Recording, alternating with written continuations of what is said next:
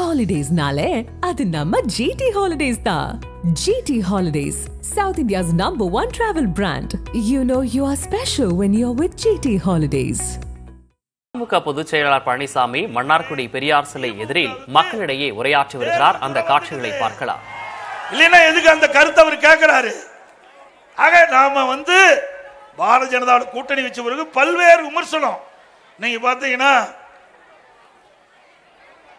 அண்ணா திமுக கூட்டணி வச்சா மதவாத கட்சி, திமுக கூட்டணி வச்சா நல்ல கட்சி.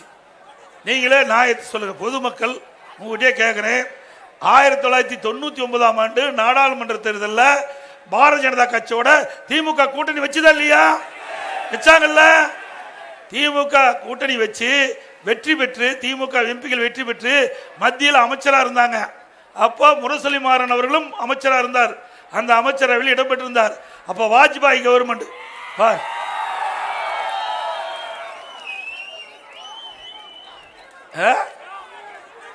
ஒருத்தர் மைக்கு சரி பண்றாரு. இதுல எல்லாமே இறந்து போயிட்டாங்க, அது வேற விஷயம். ஆனாலும் 1999ஆம் ஆண்டு மத்தியில் பாரதிய ஜனதா கட்சி ஆட்சிக்கு வந்தபோது அப்போ அவர் பிரைம் மினிஸ்டர் அமர்ந்துட்டு இருக்கும்போது திரு கருணாநிதி அவர்கள் இதை மைக்கு சரி பண்றாரு, இவர் எதை எடுத்து கொடுக்குறாரு, முரசொலி மாறன் இப்படியெல்லாம் கூட்டணி வச்சுட்டு எங்களை பற்றி விமர்சனம் செய்யறீங்களே, உங்களுக்கு என்ன அருகதை இருக்குது?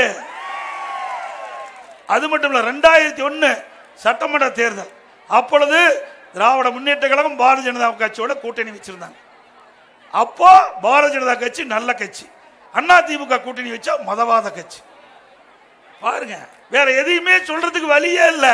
அனைத்து இந்திய அண்ணா திராவிட முன்னேற்ற கழக ஆட்சியை குறை சொல்வதற்கு எல்முனை அளவிலும் அவர்களுக்கு ஆதாரம் இல்லை. ஒரு தூய்மையான ஆட்சி 2010 2021 வரைக்கும் ஒரு சிறப்பான ஆட்சி அண்ணா திமுக கொடுத்தது.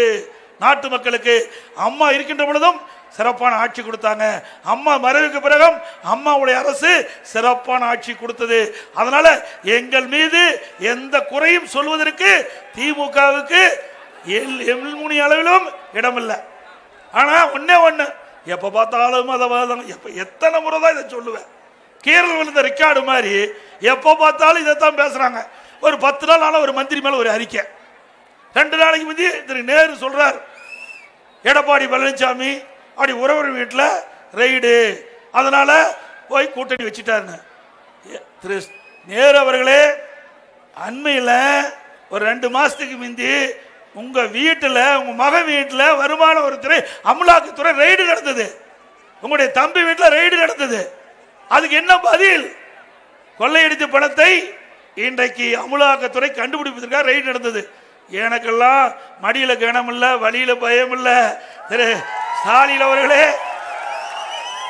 நீங்க தான் கேஸ் போட்டு பார்த்தீங்க, நெடுஞ்சாலைத்துறையில் ஊழல் கேஸ் போட்டீங்க. நீதிமன்றத்தில் நான் போய் சந்திச்சேன். அப்ப நீதியரசர் சொன்னாரு, கேஸ் போட்டவர் திமுக கட்சி சேர்ந்தவர், திரு ஸ்டாலின் தூண்டுதல போட்டாரு, அவர் வாபஸ் போடுறாங்க, திரும்ப போடுறாங்க, நீங்க என்ன சொல்றீங்கன்னு சொன்னாரு. இல்ல, கேஸ நடத்துறேன்னு சொன்னேன். இதே திராவிட முன்னேற்ற கழக அரசு என் மீது ஊழல் குற்றச்சாட்டு சொல்லி நீதிமன்றத்தில் வழக்கு வந்தபோது நான் நேரு கொண்டு என்னுடைய வழக்கை நடத்துவேன் என்று சொல்லி நடத்தி நிரபராதி என்று முன் நிற்கிறேன். உங்களை போல வாய்தா வாங்குற கட்சி நாங்க அல்ல. உங்களை போல அப்பப்போ நீதிமன்றத்துக்கு போய் வாய்தா வாங்கிட்ட நிலை இல்லை. கேஸ நடத்துறேன்னு சொல்லி நடத்தி முடித்து இன்றைக்கு மக்கள் முன் நிரபராதி என்று நிறுத்திட்டு நிற்கிறேன். நீங்களும் அப்படி வா. அதோட திமுக ஆட்சினாவே ஊழல் ஆட்சி. இந்தியாவிலேயே ஊழலுக்காக கலைக்கப்பட்ட ஒரே அரசாங்கம் திமுக அரசாங்கம். இன்றைக்கு அப்போ அந்த காலத்துல இருந்து இந்த காலத்து வரைக்கும் ஊழல் தான் பண்ணிட்டு இருக்காங்க, திருந்தவே இல்லை.